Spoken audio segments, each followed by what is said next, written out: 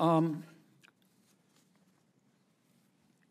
Director Wray couldn't answer this at the time for reasons that are not his fault, but I hope you'll say the same thing if I can't answer it. Right? well, I think the coast is clear now. Michael Sussmann, you know who I'm talking about? He was a defendant in a special counsel prosecution. Yes. Right, right.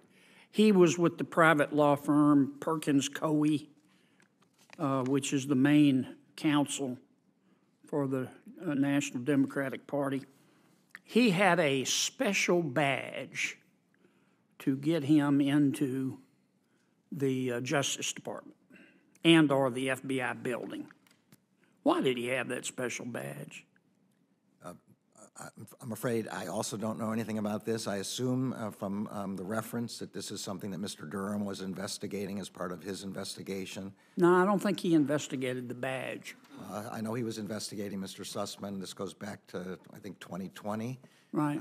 But I don't know the answer to that. Okay. Could you find out for me? At the time, the trial was in progress, and Mr. Wray couldn't answer, but the trial's over. And I'd like to know why Mr. Sussmann, a private citizen, had a special badge to get him into the FBI and the Department of Justice, and if there are other people out there who have special badges. Well, on the particular question about Sussmann, I think we're going to have to wait until Mr. Durham finishes his report, which should be relatively soon. I certainly don't in any way want to interfere with him, and he's the one who would know the answer to that.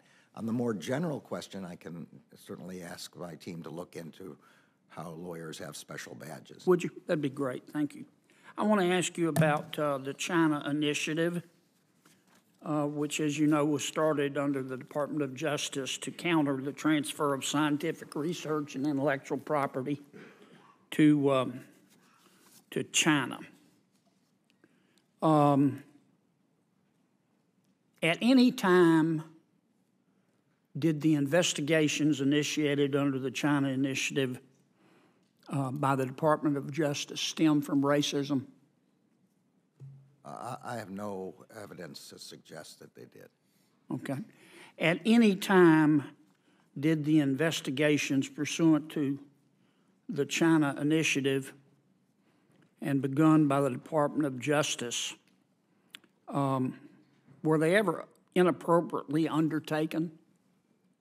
Again, I have no evidence to suggest that they did. Obviously, some of the cases resulted in acquittals or dismissals by courts, but that doesn't mean that they were inappropriately begun. Okay. Did any of the cases that the department initiated under the China Initiative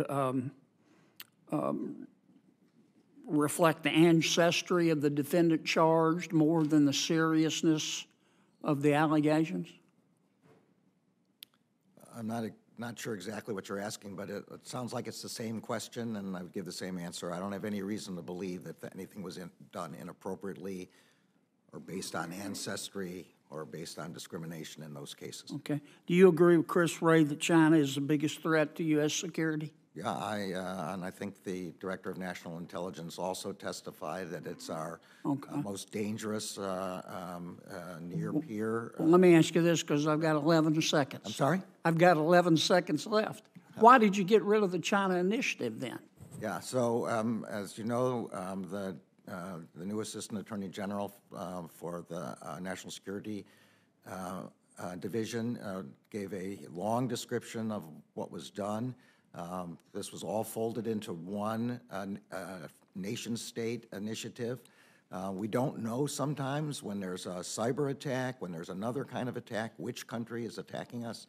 And I believe he thought it was most efficient for us to focus our attention on the four main hostile state actors. China, now in many ways affiliating with Russia, which some of your people said it was racist.